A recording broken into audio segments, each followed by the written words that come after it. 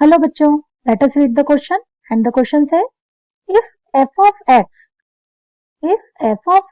is equal to log 10x and g of x is equals to e to the power I pi x and h of x is equals to determinant of fx into gx, fx to the power gx and 1, f of x square g of x square, f of x square to the power g of x square and 0 and f of x cube g of x cube into f of x cube to the power g of x cube 1.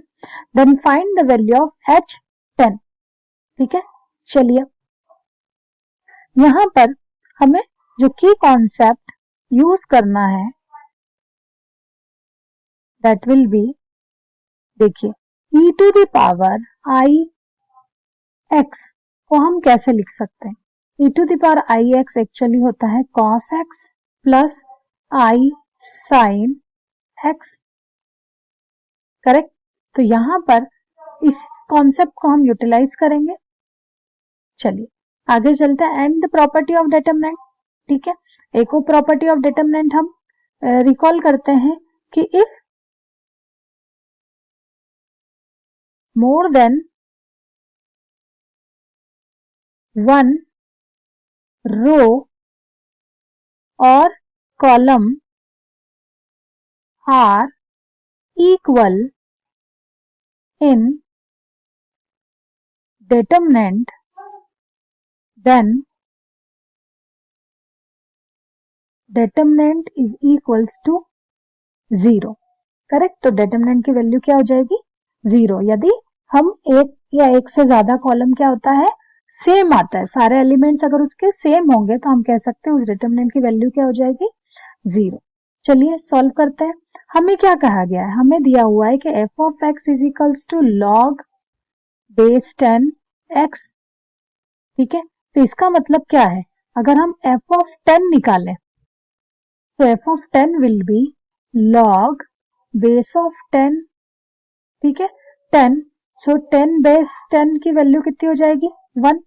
तो हम क्या कह सकते हैं f10 is equals to 1.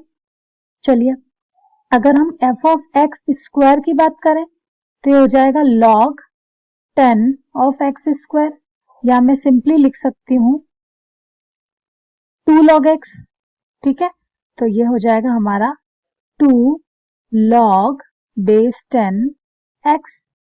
Now अगर मैं f of 10 square लूं, ठीक है, x की वैल्यू 10 ले लूं, सो f of 10 square will be 2 log 10 base 10, ठीक है. So that will B 2. Similarly अगर मैं f of x क्यूब की बात करूं so this will become log base 10 x cube, या मैं कहूं कि this will become 3 log base 10 x, ठीक है. और अगर मैं f है ना x की वैल्यू 10 कर दूं so f 10 cube will be 3 log base 10 10, that will be 3. Now अगर हम बात करें gx is equals to e to the power i pi x, okay. So g10 की अगर बात करें तो that will be e to the power i 10 pi, correct, e to the power i 10 pi. अब यहां पर इसकी वैल्यू हो जाएगी 1 because e to the power 10 जो होता है वो हो जाएगा 1, ठीक है. चलिए अगर हम बात करें g ऑफ x स्क्वायर की तो g ऑफ x स्क्वायर होगा e to the power i pi x whole square. Therefore g of 10 square will become e to the power 1 square, that is 1. Similarly g of x cube अगर हम लिखें that will become e to the power I pi x का whole power 3. Therefore g10 cube will be 1 to the whole power 3, that is 1. चलिए जो हमने fx square fx cube similarly g x square और g x cube की value find कर ली है। अब हम एच एक्स पे जाते हैं। Now h x is equals to, हमें क्या गिवन है एच एक्स, हमें गिवन है h x f x into g x f x to the power g x 1, ठीक है। Now f of x square g of x square फिर f of x square to the power g of x square 0,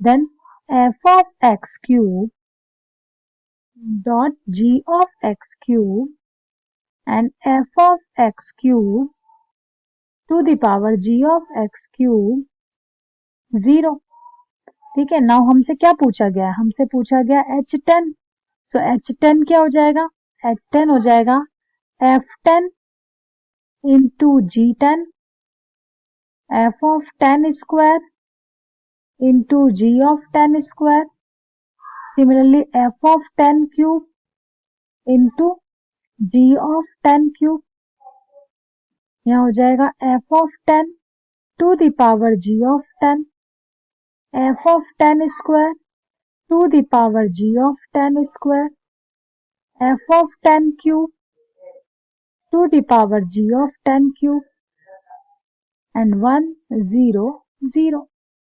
चलिए value apply करें। f of 10 था हमारा 1, g of 10 भी था 1, यहाँ 1 टू द पावर हो गया 1 and 1। Now f of 10 square था 2 इंटू 1, यहाँ हो जाएगा 2 टू द पावर 1 एंड 0, ये हो जाएगा 3 into 1 3 to the power 1 into 0, ठीक है।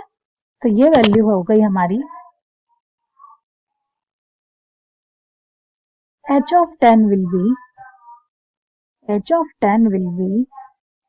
ये हो गया 1 2 3, यहाँ हो गया हमारा 1 2 3 एंड 1 0 0। तो देखेंगे हम लिखेंगे C1 and C2 are equal, so determinant value will be 0। So हम कह सकते हैं H10 डिटर्मिनेंट की कंप्लीट वैल्यू क्या हो जाएगी, है ना। देयरफॉर अगर ये A डिटर्मिनेंट है या डिटर्मिनेंट ऑफ HX है तो उसकी वैल्यू क्या हो जाएगी 0। तो हम क्या लिख सकते हैं कि इसकी वैल्यू क्या आई 0, ठीक है। यही हमसे पूछा गया था, ठीक है। यही हमारा क्या है फाइनल आंसर है that H10 is equals to 0। देखिए H10 की वैल्यू क्या है हमारे पास 0। I hope this is clear to you. Thank you.